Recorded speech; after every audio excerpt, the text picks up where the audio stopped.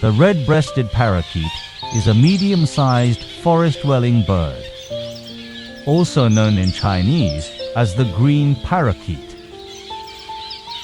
Adults have a gray head with a narrow black stripe running across the forehead to the eyes.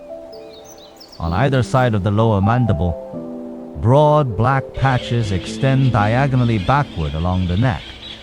It has a relatively short tail and bright green plumage, widely distributed across southern and southwestern China. These parakeets are social and highly active, often seen moving about in small flocks.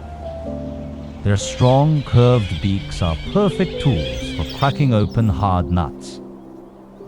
They're also adept climbers, often using both their beak and feet to playfully maneuver through tree branches, a behavior that makes them especially charming. Their diet consists mainly of fruits, berries, and nuts.